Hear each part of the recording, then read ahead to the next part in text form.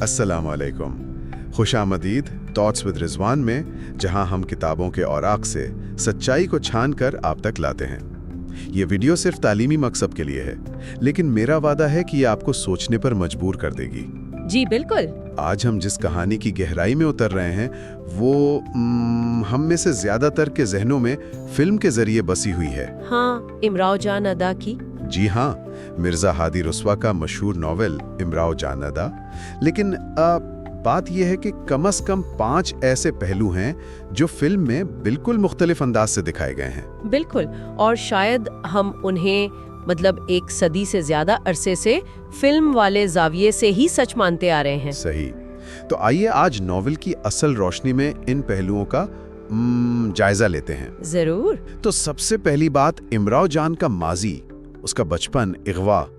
Film میں تو وہ اچانک سے جوان ایک رقاصہ کے طور پر نظر آتی ہیں۔ جی، لکھنؤ کے کوٹھے پر، لیکن ناول وہ بالکل مختلف کہانی سناتا ہے۔ اصل نام تو امداد تھا۔ امداد؟ اچھا۔ جی، اور صرف 9 سال کی عمر میں فیض آباد سے اغوا ہوئی، اور وہ اغوا کار کا جملہ، ہاں، نام بدل دو قیمت بڑھ جائے گی، یہ صرف ایک جملہ نہیں، یہ اس وقت کے سماج پر ایک تبصرہ ہے، انسانوں کی خرید و فروخت پر۔ مطلب رسوا صاحب شاید اس وقت کے نظام پر بھی تنقید کر رہے تھے۔ بالکل، اور فلم نے یہ پورا پس منظر، وہ بچپن کی معصومیت کا ٹوٹنا، وہ سب نظر انداز کر دیا۔ اس سے کہانی کی بنیاد ہی آپ دیکھیں نا ہل جاتی ہے۔ صحیح کہا۔ اچھا، دوسرا فرق وہ تعلیم و تربیت والا معاملہ۔ فلم میں تو بڑا مختصر سا لگتا ہے۔ ہاں، جیسے بس 1-2 گانے گائے اور وہ ماہر رقاصہ بن گئی۔ جی۔ جبکہ ناول میں پوری تفصیل ہے، کوئی 18 صفحات صرف تربیت پر ہیں۔ 18 صفحات؟ جی، 4 الگ استاد تھے، اردو، فارسی ادب، شاعری، پھر موسیقی کے اصول اور شطرنج بھی۔ شطرنج؟ وہ کیوں؟ ذہانت اور حکمت عملی کے لیے۔ وہ صرف ناچنے والی نہیں بن رہی تھیں، وہ ایک پڑھی لکھی، کئی زبانیں جاننے والی، ایک پولی گلاٹ شخصیت بن رہی تھیں۔ تو فلم نے اس کی یہ فکری گہرائی کم کر دی؟ بالکل، اسے صرف رقص تک محدود کر دیا گیا۔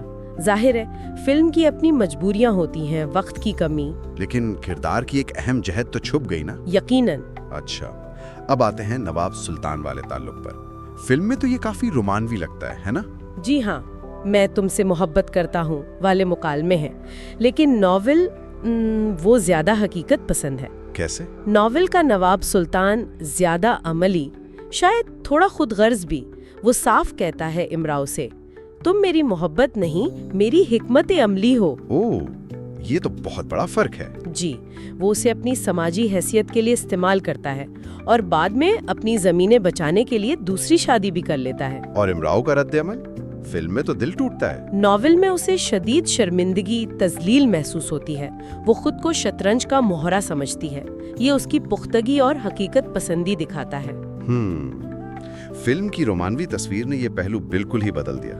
جی۔ چوتھا نقطہ، یہ مالی خود مختاری والا، یہ تو اکثر لوگوں کو پتہ ہی نہیں ہوتا۔ بالکل، فلم میں تو وہ زیادہ تر مردوں پر منحصر نظر آتی ہیں، لیکن ناول میں وہ ایک ذہین، کاروباری ذہن رکھنے والی خاتون تھی، مشاعروں سے کماتی تھیں، اپنی کمائی سے حویلی خریدی۔ اپنی حویلی؟ واہ! جی، اور وہ دوسروں کو قرض دینے کی پوزیشن میں بھی تھی۔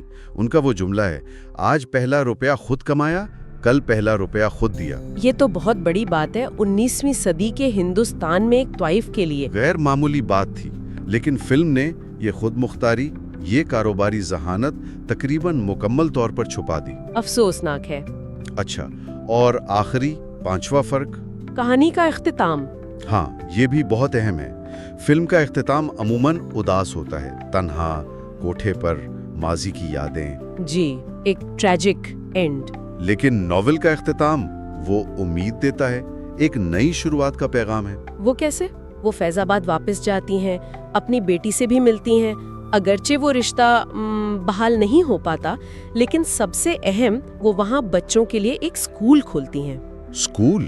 واہ! جی، سماجی خدمت، نئی نسل کے لیے کام، یہ ان کی زندگی کا نیا باب ہے۔